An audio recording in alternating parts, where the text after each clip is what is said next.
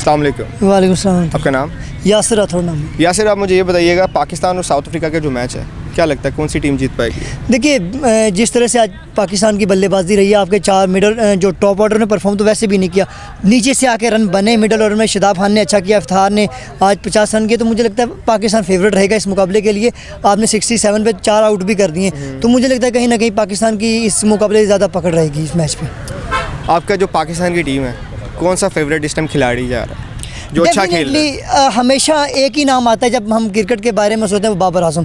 देखिए, मौजूदा टूर्नामेंट में एशिया कप उनका ख़राब गया, ऑस्ट्रेलिया में उनके रन नहीं बने, लेकिन इसका ये मतलब नहीं उनकी क्लास या उनका जो फॉर्म है वो फॉर्म परमानेंट है, क्लास परमानेंट है, फॉर्म होता रहता है ऊपर नीचे। मुझे लगता है बाबर आजम मेरे फेवरेट प्लेयर हैं, मेरे नहीं बल्कि पूरे विश्व के फेवरेट प्लेयर हैं बाबर आजम। इसके अलावा कोई और प्लेयर है जिसकी वजह से आज हम कह सकें यार ये वाला मैच आज हम इस प्लेयर की वजह से जीतेंगे?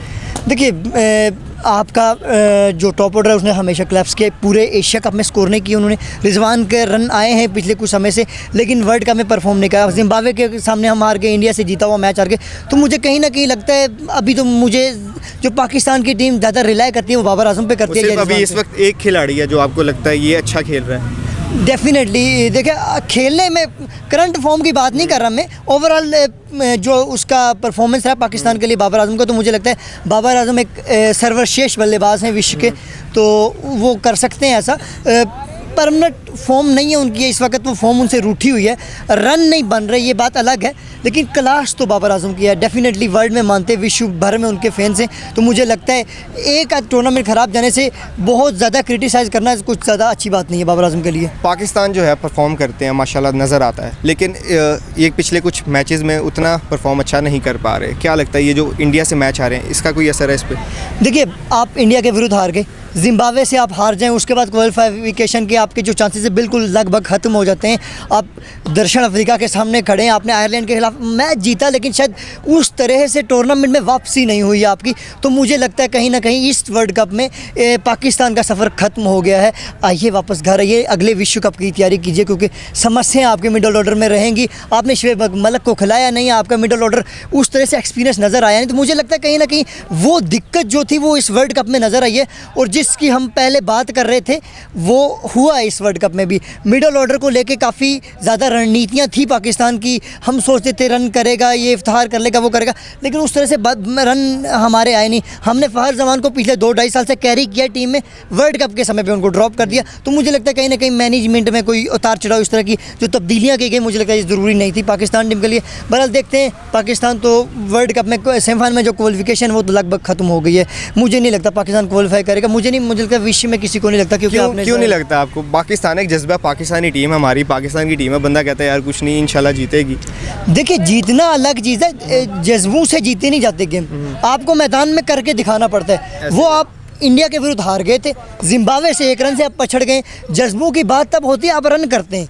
आप जिम्बाब्वे जैसे टीम से मैच हारते नहीं हैं, आप जिम्बाब्वे से भी हार गए, भारत से भी हार गए, पहले 2 मुकाबले आप हारे हैं, नीदरलैंड से आप जीते हैं मुकाबला, लेकिन मुझे लगता है दक्षिण अफ्रीका के विरुद्ध आप खड़े हैं। लेकिन क्यों इस वजह से ख़त्म हो जाता है? आप इंडिया देखें, इंडिया 6 पॉइंट के साथ सबसे ऊपर है, साउथ अफ्रीका के 2 मैचेस बचे हैं, उनके 5 अंक हैं।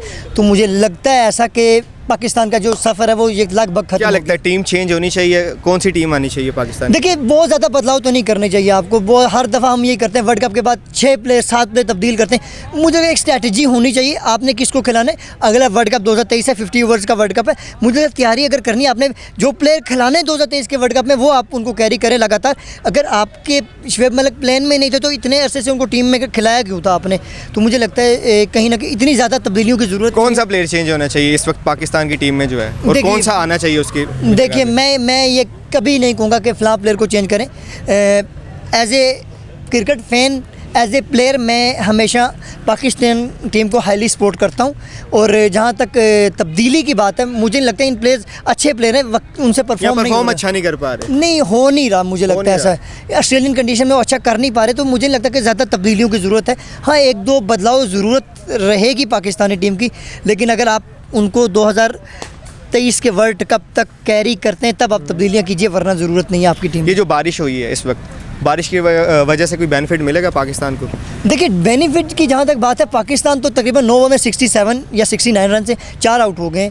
तो कंडीशंस कहीं ना कहीं ओवरकास्ट में तो आपके फास्ट बॉलर को कंडीशन में मदद मिलती है। तो मुझे ऐसा लगता है कहीं ना कहीं पाकिस्तान इस मैच के लिए फेवरेट रहेगा और है भी फेवरेट। और बारिश से मुझे नहीं लगता, अगर बारिश मैच होता नहीं तो फिर तो आपके जो अंक हैं वो ज़ाया हो जाएंगे। फेवरेट जो रहेगा पाकिस्तान इस मैच के लिए डेफिनेटली, बारिश से मुझे लगता है कुछ ज़्यादा फ़र्क पड़ने वाला है। बिल्कुल, थैंक यू।